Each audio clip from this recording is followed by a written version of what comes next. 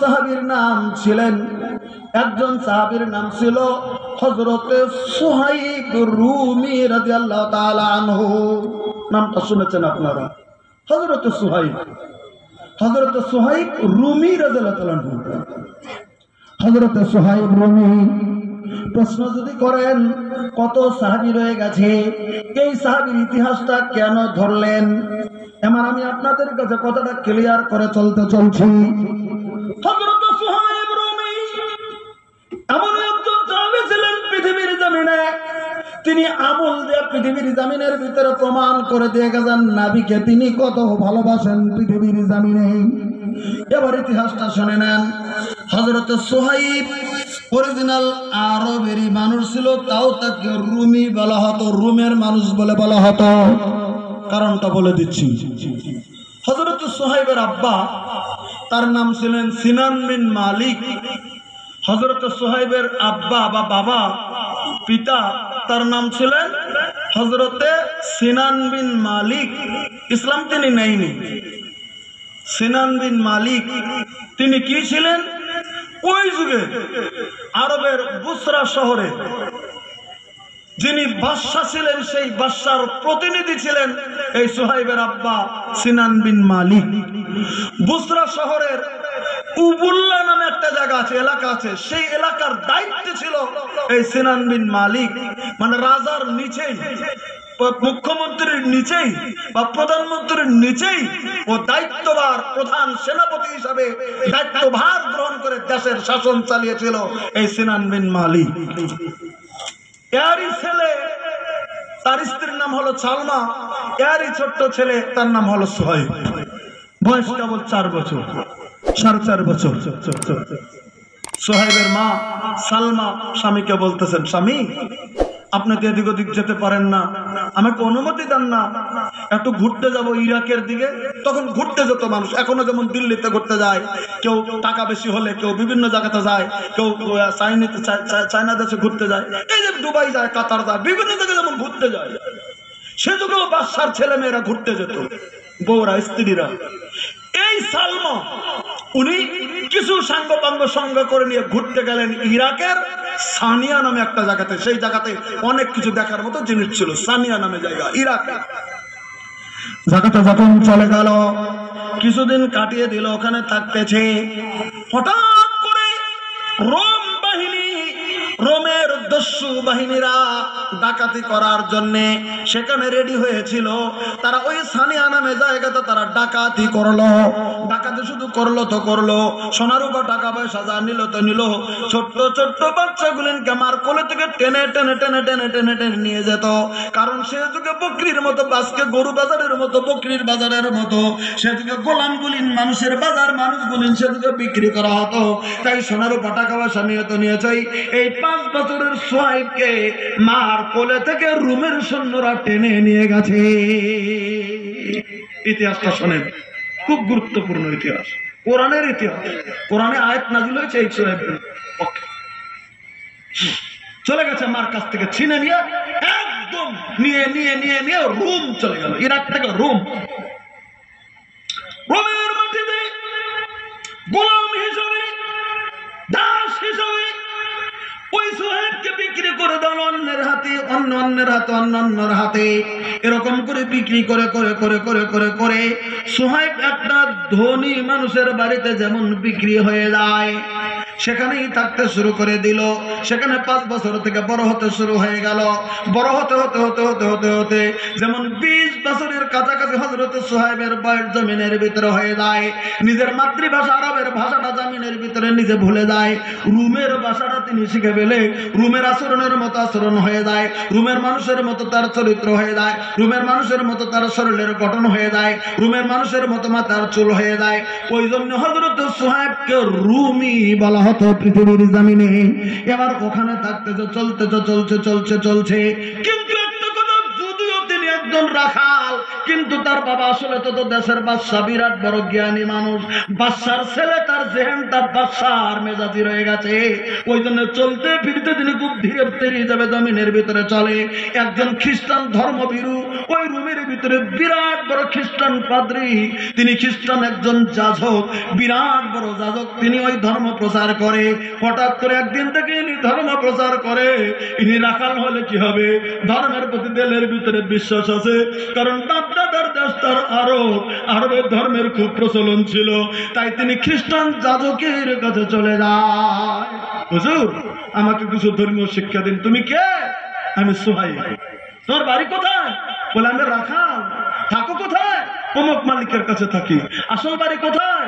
আসল বাড়ি আরব ছিল, বাবা আমার বাদশা ছিল। তুই এরকম কি করে এলে? বলে এরকম করে আমাকে ডাকাতি করে এনে বিক্রি করে করে এখন আমি গোলাম হয়ে আছি রুমে। তাই বলে যখন শুনলেন তুই আসলে আরবের, বলে আরবের। শোন সুহাইব, আমি একজন খ্রিস্টান যাজক, আমি একজন খ্রিস্টান যাজক, তোকে বলে দিচ্ছে, তুই শুনিনি? কি হুজুর, কি বলেন? বলেন।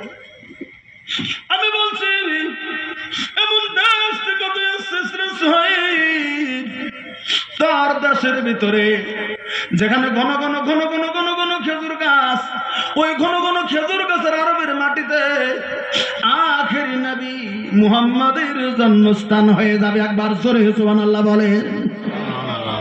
আমি খ্রিস্টান যাজক, আমি যতটুকু ধর্মগ্রহণ স্টাডি করেছি, আমার মনে হয় রে সুহাইব, ওয়াসিরাই পৃথিবীর জমিনের ভিতরে আখেরি নবীর আবির্ভাব হবে।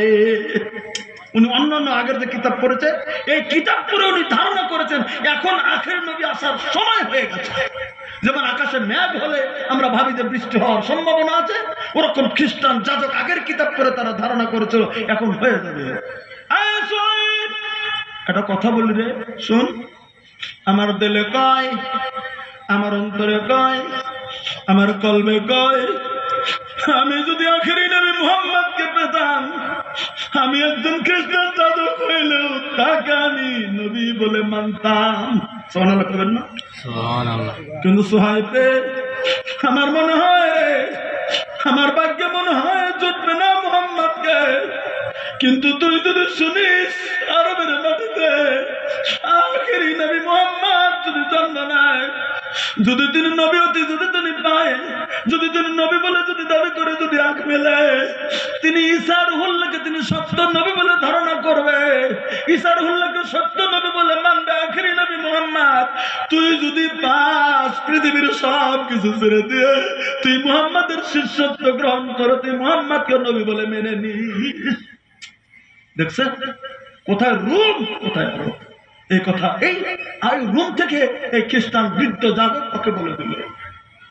হযরত সুহাইব বলেন, খ্রিস্টান যাজক যখন কথা বলেছেন, আমার শরীরটা তখন জড়জড় হয়ে গেছে। হায় রে, আমি তো আরবের মানুষ, আমি সত্য পাঁচ যেখানে পাবো, আমি তো তার রুমে চলে এসেছি।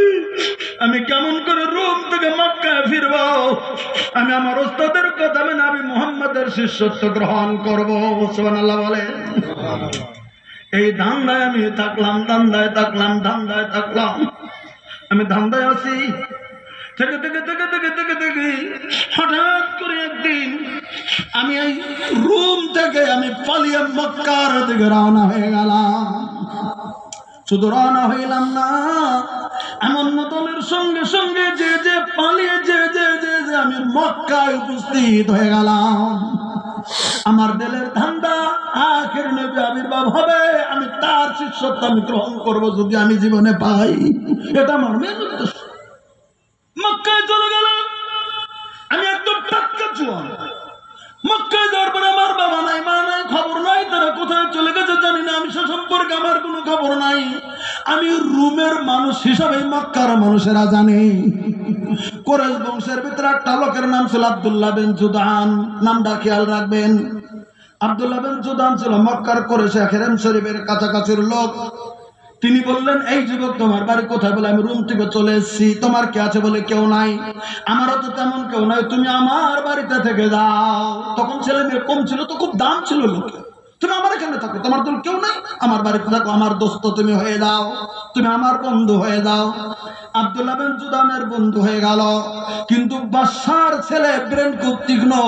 আব্দুল্লাহ বিন জুদানের ব্যবসা ছিল, বলে তুমি এটা দেখাশোনা করো, সামান্য কিছুদিনের ভিতরে 2-4 বছরের ভিতরে লক্ষ লক্ষ টাকার মালিক হয়ে যায়। এই সোহাইব ব্যবসা করে, আর ব্রেন তো ছিল বাদশার মতো। ওই জন্য এমন করে ব্যবসা করলেন, বিভিন্ন ভাষা জেনেছিলেন, বিভিন্ন চালচল জানার পর ব্যবসা এত উন্নতি হলো, 2-4 বছরের ভিতরে লক্ষ লক্ষ টাকার মালিক হয়ে গেল এই দুজন। ওর ভাগ আলাদা করে দিল, এগুলো তোমার। এবার একটা ঘটনা ঘটলো, শুনেন। এদিকে চলে গেছেন ব্যবসার মালের জন্য, ফিরে আসতেছেন বাইরে থেকে তিনি মক্কাতে। আর ইন্দামিন সময় আল্লাহ রাব্বুল আলামিনের নবী মক্কাতে আখেরি নবীর দাওয়া করে ফেলেছেন। জোরে একবার সুবহানাল্লাহ বলেন। শুধু দাওয়াই করেননি, আল্লাহ রাসূল সাল্লামের কালেমা পড়ে হযরত খাদিজা, হযরত আবু বকর, ওসমান মিলে অলরেডি 30 জন মুসলমান হয়ে পড়েছে। উনি তখন ব্যবসায় বাইরে আছে, তখন তো 3 মাস 4 মাস 5 মাস 6 মাস করে ব্যবসা করে একবার ফিরে আসতো। গাড়ি ঘোড়াতে এখনকার মতো ছিল না, ট্রেন প্লেন। তখন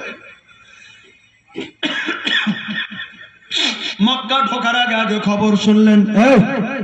সোহাইব, খবর শুনেছ কি? খবর শোনো নাই? বলে না, আব্দুল্লাহর ছেলে মুহাম্মদ আল-আমিন আসলে তিনি নবী দাবি করেছেন। তাই নাকি? বলে হ্যাঁ, নবী দাবি করেছেন। হ্যাঁ, নবী দাবি করেছেন। সঙ্গে সঙ্গে ওই যে হযরত সোহাইবের দিলের ভিতরে আল্লাহর নবীর সঙ্গে দেখা করার জন্য দিলটা, কলিজাটা যেমন এগিয়ে চলে যায়। একবার সুবহানাল্লাহ বলে। দিলটা এগিয়ে গেল, আমি যাব। আমি আমার বাড়িতে যাওয়ার আগে আমি আগে মুহাম্মাদের কাছে যাব। আমার ওস্তাদ যা বলছিল চিহ্নের কথা, এই লোকটার সঙ্গে মিলে কিনা আমি প্রমাণ করব।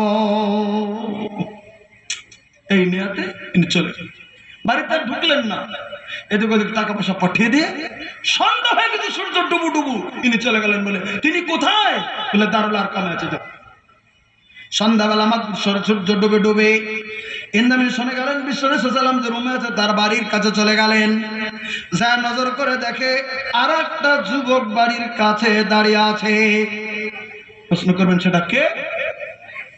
সে হচ্ছে ইসলামের প্রথম শহীদ মহিলা হযরত সুমাইয়া রাদিয়াল্লাহু তাআলা আনহার ছেলে হযরত আম্মার রাদিয়াল্লাহু তাআলা। তিনিও তখন জওয়ান। হযরত আম্মার ওই বাড়ির কাছে দাঁড়িয়ে আছে। যা দেখ আম্মার, আম্মার সন্ধ্যাবেলা এখানে তুই কি করিস? আমি কিছু করি না, আমি এমনি ঘুরছি। মানে বলো না যে আমি আল্লাহ রাসূল সাল্লাল্লাহু আলাইহি ওয়াসাল্লামের কাছে একটু যাওয়ার জন্য এসেছি, আমি এমনি এসেছি। না, বল তুই কেন এসেছিস? তুই এখানে কেন এসেছিস বল। বলে তুমি কেন এসছো বলো। এই তো দুজন শুরু হয়ে গেল কথোপকথন। তুমি কেন এসছো? বলে মুহাম্মদ বলে নতুন করে নবী দাবি করেছে, আমি তার কাছে যাওয়ার জন্য এসেছি। তখন হযরত আম্মার বলেন, আমিও তো সেই নিয়তে এসে আছি, আমি নবীর কাছে দেখা করতে যাব।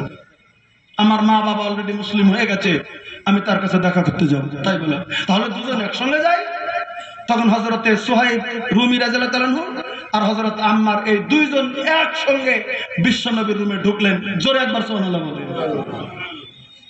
যখন বিশ্বনবী সাল্লাল্লাহু আলাইহি ওয়াসাল্লামের কাছে গেলেন, আল্লাহ রাসূল সাল্লাল্লাহু আলাইহি ওয়াসাল্লামের সম্মুখে হযরতে সোহাইব, আল্লাহ রাসূল সাল্লাম বললেন, সোহাইব। সে আগে করতে চেনে, সোহাইবকে চেনে। সোহাইব, তুমি বলো তো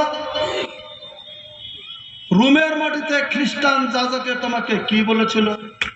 দেখছেন ঘটনাটা? দেখলেন? রোমের খ্রিস্টান যাজক তোমাকে কোন কথা বলেছিল রে সোহাইব? এই কথা বিশ্বনবী যখন জিজ্ঞাসা করে ফেললেন, হযরত সোহাইব আর কি পরীক্ষা করবে বিশ্বনবীকে? আর কোন পরীক্ষা করবে বিশ্বর নবীকে? আর কোন কথা জিজ্ঞাসা করবে বিশ্বর নবীকে? ডাইরেক্ট বলে ফেললেন, হুজুর গাও আর কোন প্রশ্ন করতে চাই না, আমাকে আপনি কালেমা পড়ে মুসলমান বানিয়ে দিন। তার আগে 30 জন মানুষ মুসলমান হয়েছে। 31 নম্বর সিরিয়ালে হযরত সোহাইব রুমি আর হযরত আম্মার বিন ইয়াসির রাদিয়াল্লাহু তাআলা আনহু এই দুইজন একই সঙ্গে 31 নম্বর সিরিয়ালে দুইজন কালেমা পড়ে মুসলমান হয়ে যায় আল্লাহ রাব্বুল আলামিনের নবীজির কাছে। 31 নম্বর সিরিয়ালে 2 জন কালেমা পড়ে মুসলমান হয়ে যায় আল্লাহ রাব্বুল আলামিনের নবীজির কাছে। 31 নম্বর সিরিয়ালে 2 জন কালেমা পড়ে মুসলমান হয়ে যায় আল্লাহ রাব্বুল আলামিনের নবীজির কাছে। এবার আসুন ইতিহাসটা, মুসলমান হয়ে গেল, অন্য সব সাহাবীর ইতিহাস রেখে দিলাম। এবার আপনারা জানেন আল্লাহ রাব্বুল আলামিনের নবী ওই মক্কি জিন্দেগি 13টা বছর আল্লাহ রাব্বুল আলামিনের নবী কাটিয়ে দিয়েছিলেন। মক্কাতে নবী কালিমার দাওয়াত সহ 13 বছর কাটিয়েছিলেন মক্কাতে। হযরত সুহাইব রুমি আল্লাহ রাব্বুল আলামিনের নবীর সঙ্গে 13টি বছর চলছে। তিনি মনে মনে শুনেছিলেন, আল্লাহ রাব্বুল আলামিনের নবীর কথা শুনেছিলেন। আল্লাহর নবী মক্কা থেকে হিজরত করে একদম মদিনাতুল মুনাওয়ারাতে আল্লাহর নবী চলে যাবেন, এটা হয়তো সুহাইব জেনেছিলেন। সুহাইব মনে ভাবছিলেন, আল্লাহ রাব্বুল আলামিনের নবী যদি চলে যায়, আমি সুহাইব মক্কায় কেন থাকবো? আমি তো নবীর জন্য রূপ থেকে পালিয়ে এসেছি, আর সেই নবী মদিনায় চলে যাবে আর আমি থাকবো না। আমি আল্লাহর নবীর সঙ্গে হিজরত করে আমি মদিনাতুল মুনাওয়ারাতে যাব, মনে ধারণা করে আছে। কিন্তু হযরত সুহাইব জানে আল্লাহর নবীর সঙ্গে আবু বকর যাবে, নবীর সঙ্গে আমিও যাব। কিন্তু হযরত সুহাইব কেমন করে তেনারাপি করে দিয়েছিলেন, পোহরা দিয়েছিলেন সুহাইব যেন যেতে না পারে। ওই জন্য সুহাইব আটকে গেছেন। আল্লাহ রাব্বুল আলামিন আবু বকর কে মদিনাতুল মুনাওয়ারাতে চলে যায়। আচ্ছা গেল, হযরত সুহাইবের কলিজা আবার ফেটে যেতে চলছে নবীর মহব্বতে। প্রত্যেক দিন প্ল্যান করে, আমি কেমন করে মক্কা থেকে মদিনায় যাব, আল্লাহ নবী সাল্লামের কাছে কেমন করে যাব, এত টাকা পয়সা আমি কি করব? সমস্ত টাকা পয়সা গুলি তিনি এবার সোনা এবং রূপা কিনলেন। সব টাকা পয়সা দিয়ে স্বর্ণ এবং রৌপ্য কিনলেন। কেনার পর একটা থলের ভিতরে ভরলেন। থলের ভিতরে ভরার পরে নিজের কুঠুরির ভিতরে গর্ত খুঁড়লেন, গাঢ়া খুঁড়লেন।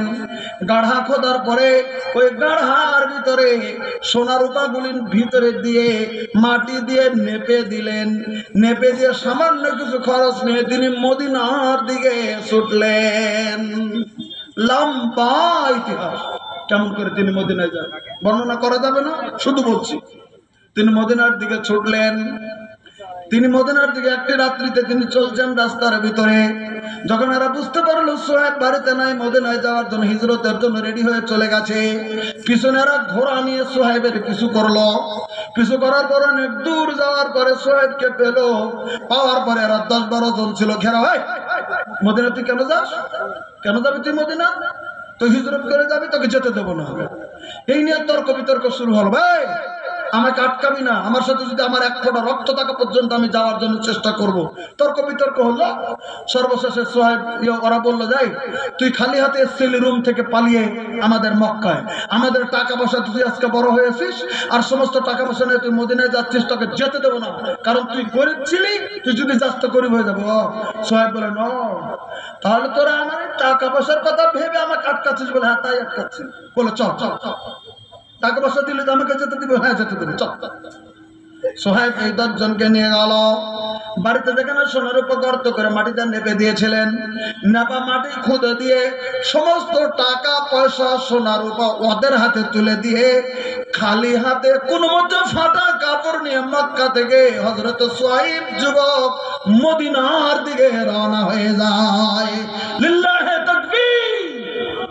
সমস্ত কিছু বাড়ি ঘর টাকা পয়সা সোনা রূপা সব কিছু ফেলে আমি সব তাদেরকে দিয়ে গেলাম, আমি নবীর কাছে চলে যাবো, আমাকে এবার যেতে দে, এবার তুই যা। কোটি কোটি টাকার সম্পদ, আজকের যুগের কোটি কোটি টাকার মালিক, সমস্ত কিছু ছেড়ে দিয়ে আল্লাহর নবীর মহব্বতে শুধুমাত্র ফাটা কাপড় নিয়ে তিনি যখন মদিনাতুল মুনাওয়ারার দিকে যায়। জানেন কতটুকু রাস্তা মক্কা থেকে মদিনা? বর্তমান যুগের কিলোমিটার হলে 470 কিলোমিটার। এই 550 কিলোমিটার রাস্তা, 550 কিলোমিটার, এই 550 কিলোমিটার রাস্তা হযরত সুহাইব না খাওয়ার মতো করে কিছু পানি, কিছু খেজুর ফেলে রাস্তায় ফেলে, এরকম করে খেয়ে হযরত সুহাইব মক্কা থেকে মদিনার দিকে ছুটছে। না খেয়ে থেকে শরীরটা একদম কমজোরি হয়ে গেছে।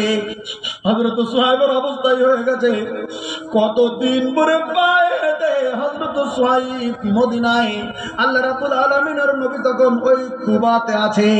আল্লাহ রাব্বুল আলামিনের নবীর কাছে তখন কুবাতে হযরত সুহাইব যেন পৌঁছে যায়। একবার জোরে সুবহানাল্লাহ বলেন। আল্লাহর নবীকে যখন সালাম দিলেন কুবাতে, আল্লাহর নবী সুহাইবকে দেখলেন, মুখের দিকে তাকিয়ে দেখছেন একদম শুকনো মুখ, শরীরের অবস্থা একবারে কাতর হয়ে গেছে। বলে সুহাইব তুমি কই থেকে আসলে, এমন তোমার অবস্থা কেন? বলে এমন এমন এমন এমন করে সব কিছু ছেড়ে দিয়ে আমি আপনার মহব্বতে চলে এসেছি। তখন বলছিলেন রাবিহাল ভাই ইয়া ইয়া আবা ইয়াহিয়া, বলে সুহাইব রে তুমি সফল ব্যবসা করেছো, তুমি সফল ব্যবসা করেছো, তুমি লাভজনক ব্যবসা করেছো। নবী কথা 3 বার বলেছিলেন। 3 বার বলা শেষ, হযরত জিবরিল আমিন আল্লাহর নবীর কাছে আয়াত নাজিল করে দিলেন, ও আল্লাহ রাব্বুল আলামিনের নবী সুহাইবের আমল আল্লাহ রাব্বুল আলামিন খুশি হয়ে গেছে। আল্লাহ তখন বলে দিলেন আমিনান নাস মাইয়াশরি নাফসাবতুগা মারদাতিল্লাহ ওয়াল্লাহু রাউফুন বিল ইবাদ। আল্লাহ তাআলা তখন এই সূরা বাকারার 207 নম্বর আয়াত নাজিল করে দিলেন, ওগো নবী পৃথিবীর জমিনে এমন কিছু মানুষ আছে গো যারা আল্লাহ আল্লাহ রাসূলকে সন্তুষ্ট করার জন্য পৃথিবীর সব কিছু বিক্রি করে দেয়, গোটা পৃথিবীর সম্পদের যদি মালিক হয়ে যায়। এমন কিছু মানুষ আছে ওই সমস্ত জিনিসগুলি আল্লাহর রাস্তায় বিক্রি করে দিয়ে আল্লাহ আল্লাহ রাসূলের সন্তুষ্টি পৃথিবীর জমিনের ভিতরে কিনা নেয়। জোরে একবার সুবহানাল্লাহ বলেন। এই কথা হযরত জিবরিল আল্লাহ রাব্বুল আলামিনের কাছে আয়াত নাজিল করে দিলেন, মানে হযরত সুহাইব সমস্ত কিছু বিক্রি করে আল্লাহর রেজামন্দি কিনে নিয়েছে। আমি তো আপনাদের কাছে বলতেছিলাম আল্লাহ আল্লাহ রাসূলকে মহব্বত করতে গেলে পৃথিবী একদিকে, আল্লাহ আল্লাহ রাসূল একদিকে। আমরাও তো সেই যুগের মানুষ আছি, আজকে তো সেই মানুষ আমরাও পৃথিবীর জমিনে। আমরা আল্লাহ আল্লাহ রাসূলকে কতটুকু ভালোবাসার প্রমাণ দেখিয়ে দিতে পারি? আমরা আল্লাহ রাসূলের আমল কতটুকু পৃথিবীর জমিনে আমরা করতে পারি? আমরা কতটুকু হয়েছে পৃথিবীর জমিনে? যাক আমি বাংলা ভাষায় আপনাদের কাছে কিছু আলোচনা করছিলাম। এখন উপদেশ নেওয়ার মতো যদি থাকে আপনারা গ্রহণ করবেন বলে আশা রেখে আমি প্রমাণ আজকে জমিনে আমি প্রমাণ চাবো। আজকের জমিনের ভিতরে আমাদের বাবা মা কবরে, অনেকের দাদা দাদি কবরে, অনেকের নানা নানি কবরে, কবরের ভিতরে শুয়ে আছে, তারা আমাদের দিকে রূপ করে আছে। আমরা কোন সময় পৃথিবীর জমিনে একটু সৎ কাজ করি? কখন আমরা একটু ভালো কাজ করি? কখন আমরা বাবা মার জন্য একটা আল্লাহর কাছে দোয়া করি? কখন আমরা বাবা মার জন্য কিছু দেই আল্লাহর রাহিলিল্লাতে? আমাদের দিকে রূপ করে তারা থাকছে। কারণ এই হাদিস বুখারীতে আল্লাহ নবী সাল্লাল্লাহু আলাইহি ওয়াসাল্লামের সাহাবী একজন যুবক নবী সাল্লাল্লাহু আলাইহি ওয়াসাল্লামের কাছে বলেন, ইন্না উম্মি ইবতুলিতাত নাফসুহা, ও আল্লাহ রাব্বুল আলামিনের নবী আমার মা হঠাৎ করে ইন্তেকাল করেছে, আমার মা এখন কবরস্থ করে দিয়েছি। আমার মা আমি জানি ওয়া আযুন্নুহা লাউ তাকাল্লামাত লাতাসাদ্দাকাত, আমার মা যদি কথা বলতে পারতেন, হঠাৎ করে মা ইন্তেকাল করেছে, আমার মা যদি কথা বলতে পারতেন তাহলে মা দান খয়রাত করতেন, কিন্তু হঠাৎ করে যে মারা গেল করে দিতে পারেনি। আমি আপনার কাছে একটা মাসলা জানতে চাই। বলে কি? ফাহাল্লা আজরুন ইন তাসাদ্দাকতু আনহা, আমি যদি মার নামে পৃথিবীর জমিনে যদি কিছু আল্লাহর রাস্তায় খরচ করি, আমি যদি মার নামে যদি কিছু আল্লাহর রাস্তায় সাদকা করি, আমি মার নামে যদি ডাইরেক্ট আল্লাহর রাস্তায় কিছু দান করি, আমার মা কি কবরের নেকিটা পাবে? এটা বুখারীর হাদিস। প্রশ্ন করলেন সাহাবী, ফাহাল্লা আজরুন আফাতাসাদ্দাকতু আনহা, আমি যদি মার নামে দেই মা কি কিছু পাবে? আল্লাহ রাসূল সাল্লাল্লাহু আলাইহি ওয়াসাল্লাম বললেন, জবাব দিল ফাকালা নাম, হ্যাঁ তুমি ছেলে হয়ে তুমি তোমার মার নামে যদি দাও তাহলে ডাইরেক্ট আল্লাহ তাআলা তোমার মার নামে নেকিরা তোমার মার কাছে পৌঁছে দেবেন। একবার জোরে সুবহানাল্লাহ।